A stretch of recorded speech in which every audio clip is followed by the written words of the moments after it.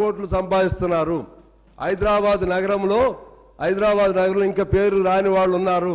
ఈ మధ్య ట్రాన్స్ఫర్ అయినటువంటి ఐఏఎస్లు ఉన్నారు, కన్ఫర్డ్ ఐఏఎస్లు ఉన్నారు. ఒక్కోళ్ళు 1000 కోట్లు 2000 కోట్లు ఎంతెంత ఆస్తులు సంపాదిస్తారు సార్? ఎక్కడి నుంచి సంపాదిస్తారు వీళ్ళు? ఎక్కడి నుంచి వచ్చినాయి ఇవన్నీ? అంటే ఈ హైదరాబాద్లో ఉన్న భూముల్ని మింగేస్తున్నారు.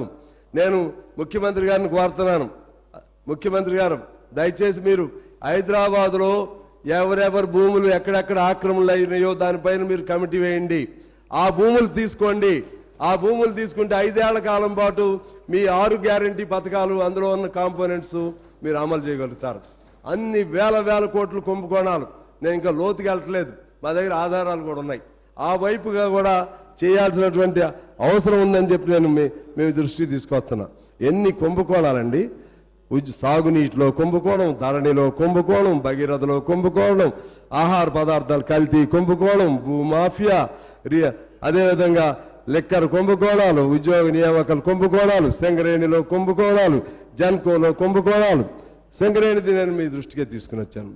మా సింగరేణి ఒకప్పుడు మచ్చలేనటువంటి సింగరేణి మాది, మచ్చలేని, అసలు కరప్షన్ వినపడేది కాదు. ఇవాళ కరప్షన్ అంటే సింగరేణి మించిన కరప్షన్ ఎందుకంటే ఎక్కడ లేదు అనే పద్ధతుల్లో కరప్షన్ తయారైంది. ఆయన ఈ మధ్య పంపించారు. 9 ఏళ్ళు ఆయన నిర్విఘ్నంగా మహారాజులాగా ఉన్నాడు ఒక ఆయన. ఆయన పైన ఏం చర్యలు లేకపోతే భవిష్యత్తులో వచ్చేవాడికి భయం ఎలా ఉంటుంది? ఎన్ని 1000 కోట్లు తిన్నా మమ్మల్ని ఏం చేయలేరు, కాకపోతే ట్రాన్స్ఫర్ చేస్తారు. మమ్మల్ని ఏం చేయలేరు అనే ఆలోచన వస్తే భవిష్యత్తులో ఎలా ఉంటుంది? అందుకని నేను ముఖ్యమంత్రిని కోరుతున్నాను. ఇప్పుడు నేను పేరు తీసిన వ్యక్తులు కానీ, పేరు తీగిపోయిన వ్యక్తులు కానీ ఇంకా మీకు వివరంగా పర్సనల్గా వచ్చి ఇస్తాను. దయచేసి ఇటువంటి అధికారుల్ని వాళ్ళపైన విచారణ చేయాలి. వాళ్ళు తిన్న డబ్బుల్ని కక్కెచ్చాలి, వాళ్ళని జైలులో పెట్టాలి. అప్పుడు you will be A real hero Revanth Reddy గారు. ఆ విధంగా మీరు చేయాలి. ఎందుకంటే మాకు కూడా సంతోషంగా ఉంటుంది. లేకపోతే కాసేపు మేమే మాట్లాడుకుంటాం, మమ్మల్ని ఏదో చెప్తారు, మరి ఇదంతా మామూలే అనే పరిస్థితి రాకూడదు. నువ్వు ఒక్కొక్కడేమో 1000 కోట్లు విలువ చేసే భూములు తింటాడు. పేదవాడు 160 అడుగులు భూమి వేసుకుంటే వాడేమో భూ కబ్జాదాడా? ఆడి కోసం వెళితే మేమేమో మమ్మల్ని జైల్లో పెడతారా?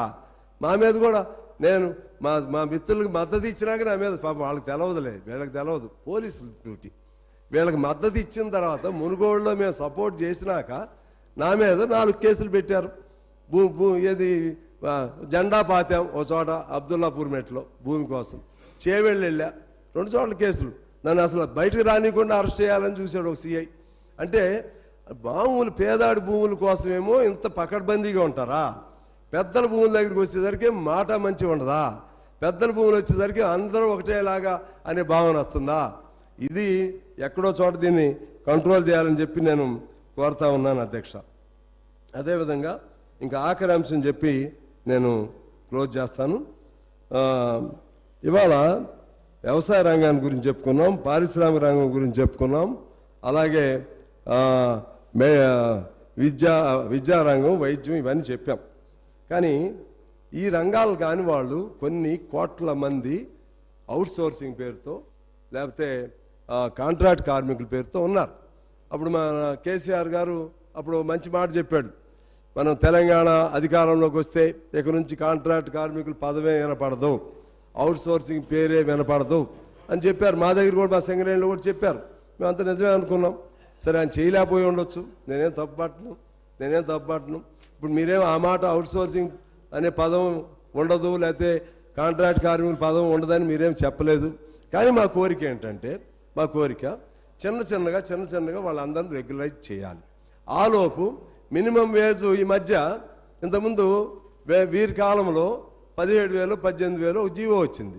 అది మరి మీకు తెలియక జరిగిందో ముఖ్యమంత్రి గారు మినిమం వేజ్ని ఈ మధ్య వచ్చినటువంటి జీవోని 11,000కు తగ్గిస్తూ ఓ జీవో వచ్చింది. మరి మీకు ఐడియా ఉందో లేదో దయచేసి పరిశీలన చేయాలని కోరుతున్నాను. 17,000-18,000కు ఉన్న మినిమం వేజ్ బోర్డు వాళ్ళ మినిమం వేజ్ 11,000కు తగ్గింది. అందువలన ఇటువంటి వాళ్ళని చిన్నగా మీరు రెగ్యులరైజ్ చేయడానికి ప్రయత్నం చేయాలి. అంటే 73 రకాల పనులు ఉంటాయి. 1,20,00,000 మంది ఇందులో ఉన్నారు. 18,000 నుంచి 11,000కు తగ్గిస్తూ జీవో వచ్చింది. 1,20,00,000 మందికి అది వాళ్ళ జీవితాల మీద అది ప్రభావం చూపెట్టబోతుంది. ఇవాళ మధ్యాహ్నం భోజనం వర్కర్స్ ఉన్నారండి, నెలకు 3,000 జీతం